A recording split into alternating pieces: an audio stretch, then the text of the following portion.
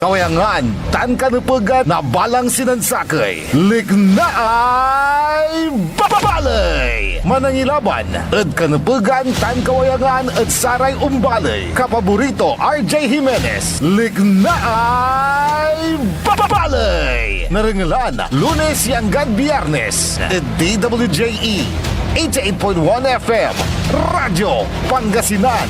Lignaay babalay.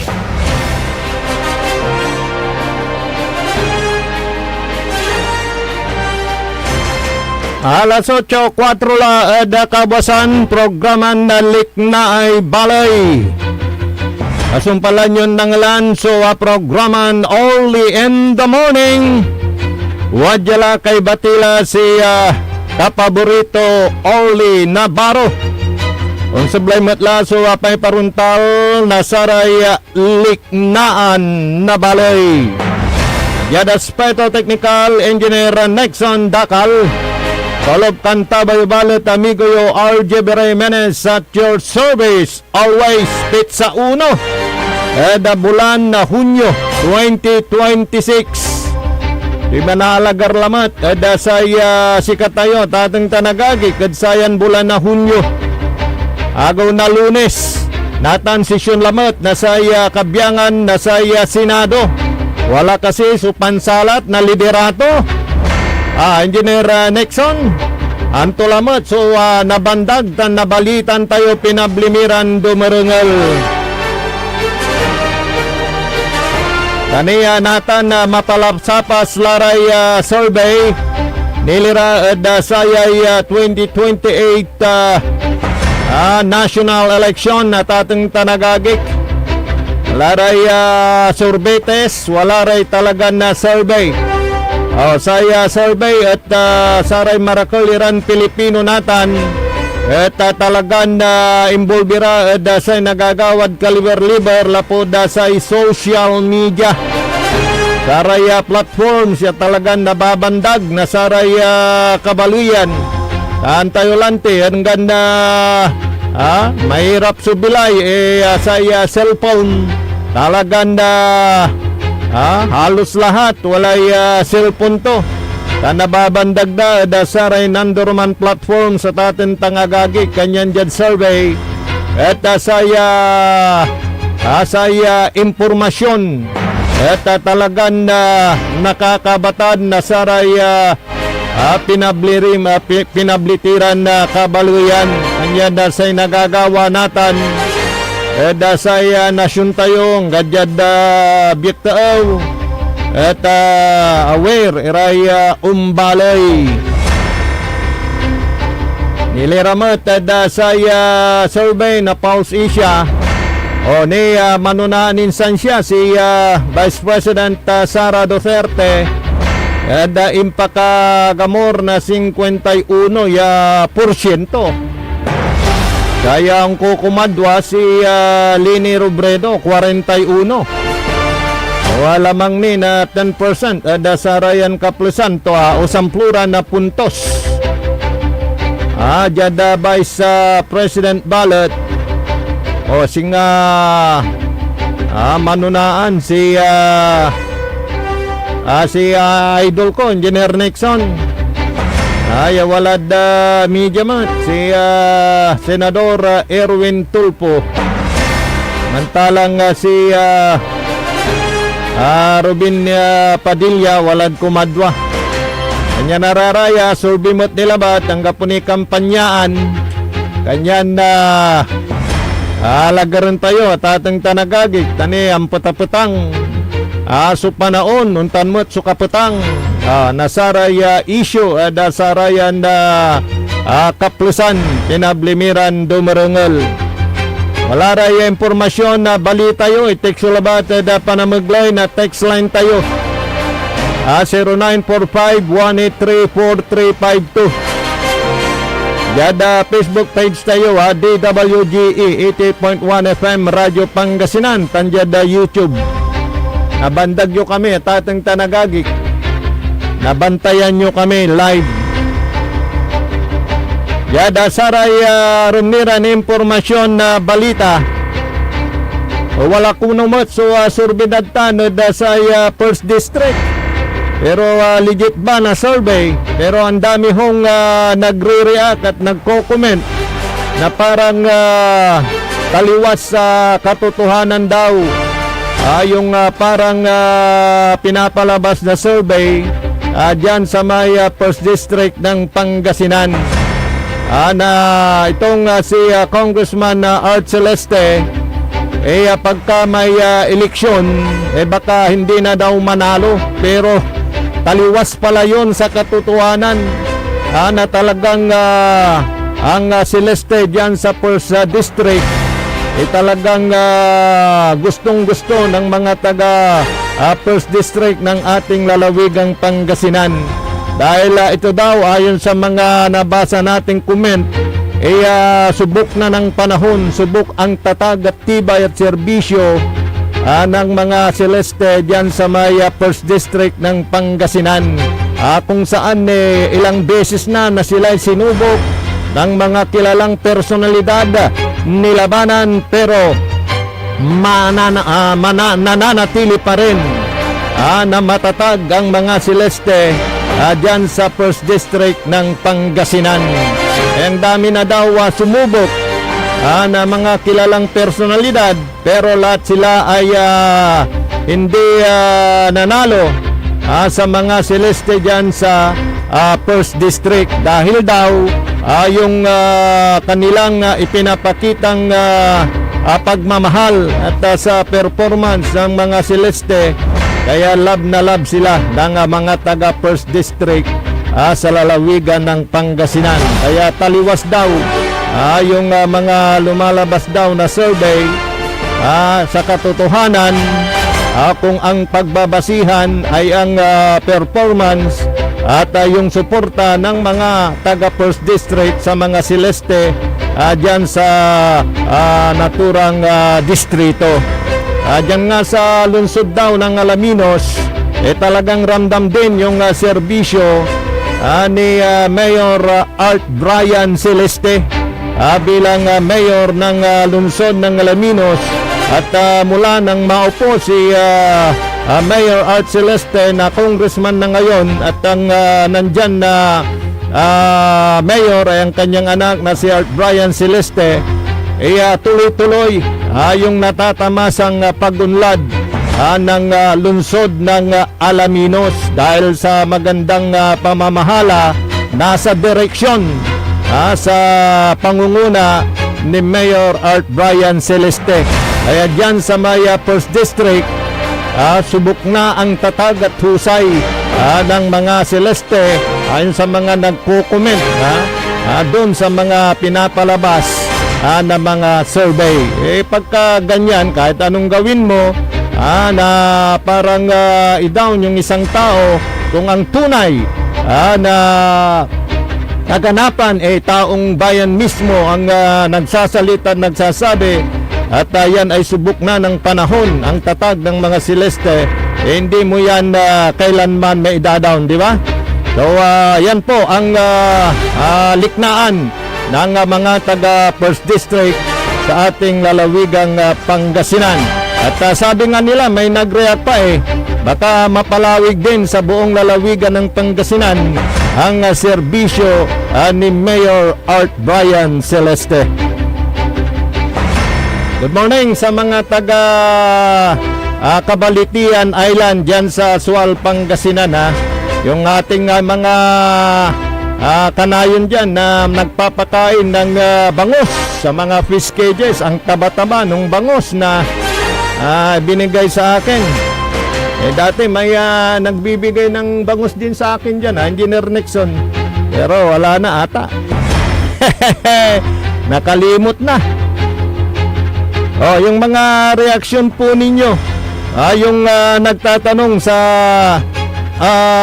nangyari kay Senador Jingo Estrada.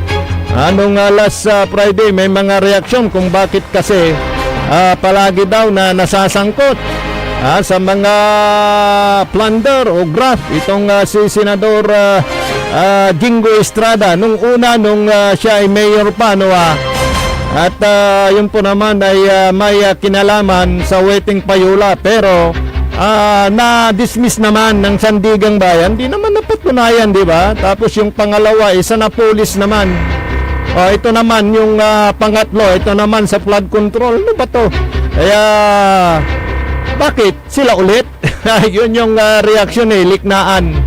Kasi nung una si Senador kasama din niya noon yung Sanapulis, Engineer Nixon, si Senador Bong Revilla. Ngayon silang dalawa na naman, sabi naman ng ating mga kababayan. Pero siyempre kung may kaso, kailangan patunayan mo na hindi ka sangkot, dahil hindi na natin alam kung ano talaga ang mga katotohanan sa likod ng mga ganitong mga nangyayari, kasuhan, o kaya sinasabi na ito'y sangkot. Dahil kung minsan pag susuruin mo mabuti, baka sabi ng kumpare kong ang manginginom baka dahil lang ito sa politika kaya may mga ganyang nangyayari. Dahil nga naman yung issue patungkol sa mayorya at yung sa minorya ng Senado natututukan ng ating mga kababayan. Kaya baka nagbabawas ng bilang para makuha ulit yung liderato ng minorya. Yun yung kanilang katanungan dyan. Yan yung kanilang iniisip patungkol po dito sa nangyayari sa Senado. Kaya nga sabi ng kumpare kong manginginom ano ba to? Sila-sila na lang ba? Paano na ang taong bayan? Ano ba yan? Iniisip nila yung kanilang personal na interes. Nandyan sila para sa atin. Yun ang kanilang sigaw dyan. Kaya sabi ko nga, Engineer Nixon, dito tayo magigising. Dito tayo magiging mapanuri. Dito tayo magiging maobserba sa mga inihahalal nating mga opisyal. Kung totoo nga ba at talagang sincero sila na ang kanilang maditan, hangarin para sa kapakanan ng taong bayan. Yun naman yung kanilang mga mabulatik na mga sinasabi pag panahon ng kampanya. Pero pag nandyan nan sila, hindi naman lahat karamihan ang iniisip yung kanilang loyalty sa partido, yung kanilang mga personal na interes na iitsapuera ang tunay na diwa ng panunungkulan ng pagbibigay serbisyo sa taong bayan. Yan. Good morning kay Alvin Sandoval ng Barangay Pututan. Inuna na kita dahil kung minsan late ko nang nababasa, Brother Alvin, yung mga chat mo sa akin at kay Jerome Antinorio. Ganun din kay Insan Philip Tigno. Diyan ho sa may Barangay Caloocan, Binmali, Pangasinan. Sa lahat na ng nakikinig diyan sa bayan po ng Kalasyaw, medyo 30 minutos lang yung program natin, pero pupunuin natin at mababanggit ko pa rin kayo kaya Madam Ima Lipio. Pupunuin natin ng mga liknaan na sa Rombale. Saka kung mayroon kayong reaksyon ngayon, baka mabasa ko mamaya. Bukas ulit, yan ay aking bibigyan daan dito sa ating palatuntunang Liknaay Baloy.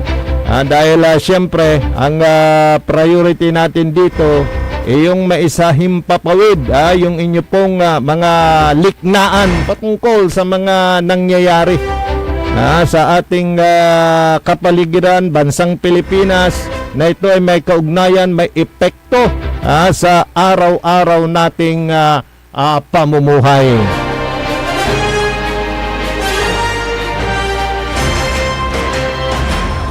Sa iba pang balita, patuloy pa rin yung pagtulong ng PCSO sa ating mga kababayan na nangangailangan ng tulong, pinansyal, medikal, lalo na sa mga malalalang sakit na ito ay kailangang bigyan ng atensyon at siyempre tulong yung ating mga maralitang mga kababayan. Ang PCSO ay nagbibigay din ng mga ambulansya. Dito ho nakakatulong itong mga nagpapalaro at nagkaroon ng prangkisa mula sa PSO na mga tinatayahan po natin tulad ng Grand 88 Gaming Corporation. Dito sa lalawigan ng Pangasinan, mayroon ho silang tinatawag na corporate social responsibility o kaya yung para sa kawanggawa. At katunayan, bukod sa pamimigay ng PCSO ng mga ambulansya, tulong sa kanilang mga kabod kobradores, may mga para sa edukasyon pa, nagbibigay ang Grand 88 Gaming Corporation. Yun po yung tulong na ibinibigay dahil po ang taya po ninyo pag kayo ay tumataya sa Small Town Lottery, yung party po nun ay napupunta ho sa PCSO. Yun ho yung obligasyon ng mga nagpapataya ng Small Town Lottery. May daily na remittance ang mga ito sa PCSO at yan naman po yung ginagamit ng PCSO para sa kawanggawa. Ganun po yun. Kaya yung pagtangkili ka sa mga legal na patayan tulad ng Grand 88 Gaming Corporation sa Pangasinan, except Dagupan City, meron din sariling steel operation ang lungsod ng Dagupan. Mayroon hong pakinabang ang mga mamamayan dito sa lalawigan ng Pangasinan dahil po ito ay legal. Unlike doon sa illegal, pag may mga nag-operate ng mga illegal na mga pasugalan, wala ho silang obligasyon sa gobyerno. Illegal nga patago nga Kaya pagka may mga ingreso sila, diretso yun sa mga nagpapatakbo ng illegal na pasugalan. Pero pag legal, parte nung tinataya po natin yung kanilang ingreso, may napupunta ho sa kaban ng bayan sa pamamagitan ho ng PCSO, and in return, yun po naman yung ginagamit para sa kawanggawa. Kaya pagka ganitong usapin, mabuti na yung ang tangkilikin ay ang legal at huwag sa illegal.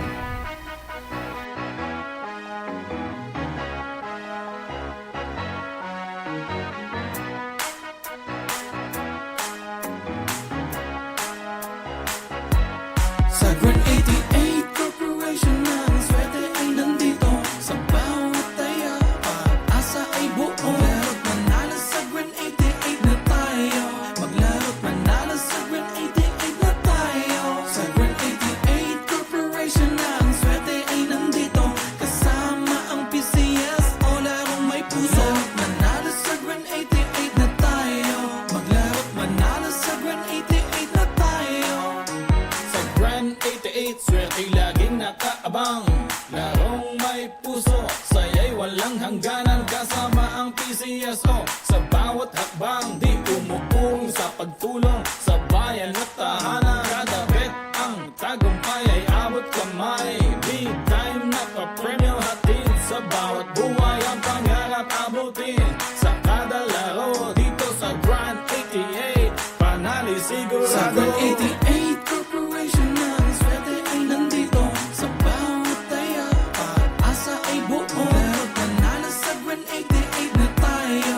Maglaro't manalo sa Grand 88 na tayo. Sa Grand 88 Corporation ng swerte ay nandito kasama ang PCS o larong may puso. Manalo sa Grand 88 na tayo. Maglaro't manalo sa Grand 88 na tayo.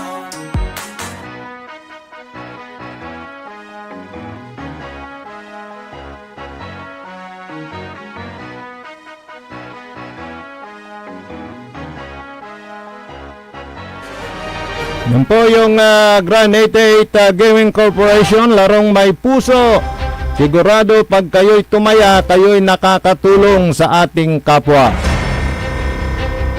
Good morning, Saray Dumarangol Tita na Bali na Binmalo yung sublayla programa na PEM. Paninilbihang agresibo at matapat sa bayan ng Binmaloy. Yan sa Malingas Public Market. Good morning sa mga makmaksil sa Radyo Dadtan. Nalapula na ni Manya Kabosan yung gadsarayan na Kaplusan. Kana siyempre dita na Balay na Manawag Pangasinan at Barangay Barita, waray suki tayo. Kana siyempre dita na Balay na Bugalyon. Madam Emma Lipio, good morning. Kana saray Aminlaya undudungel dasayan na istasyon DWGE 88.1 FM Radio Pangasinan. Yan aspecto technical, kalopakan tabi tayo Engineer Nexon Dakal. Kaya balut sa Macterio amigo RJ Beray Jimenez at your service always. Jalabat DWGE 88.1 FM Radio Pangasinan. Paborito! Sa iprograman mangiter, nadalan at saray ay sa kiyan linawa. Tang opinyon, unong